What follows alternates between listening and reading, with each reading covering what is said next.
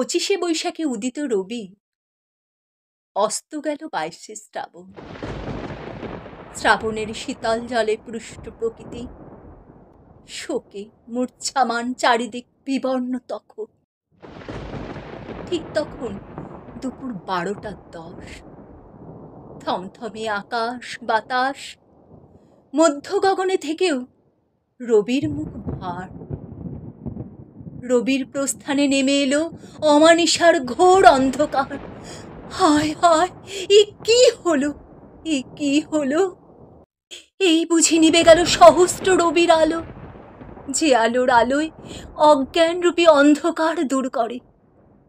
লক্ষ কোটি মানুষের হৃদয়ে জ্বেলেছ তুমি জ্ঞানের আলো, তোমার অক্ষর অমৃতের ধারা। সমগ্র ভূভাগে 7 সমুদ্রে সেকাল একাল সাহিত্য জগতের রাজাধিরাজ মহা হিমালয় তুমি। শোকের পরে শোক জীবনে সবে মিথ্যা আফসোস। তুমি বুঝেছিলে মৃত্যু তো মৃত্যু নয়, এ তো আসা যাওয়ার খেলা। পৃথিবীতে সীমিত সময়, কত কিছু দিতে হবে, তাই তো শোক ভুলে কলমে কাটত তোমার বেলা। উজাড় করে সব কিছু দিয়ে চলে গেছ অমৃত লোকে আমাদের ছেড়ে।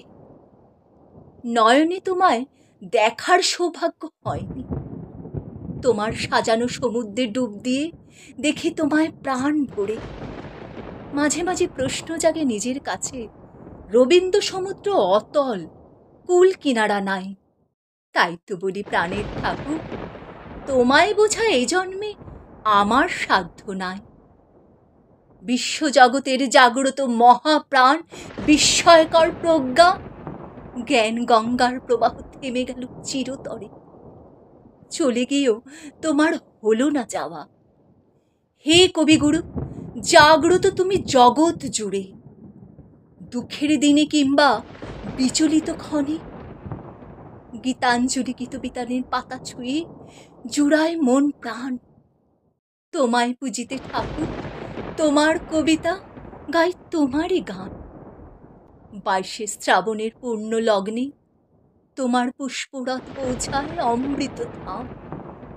হে গুরুদেব, অশ্রুসিক্ত নয়নে জানাই তোমায় শত সহস্র প্রণাম।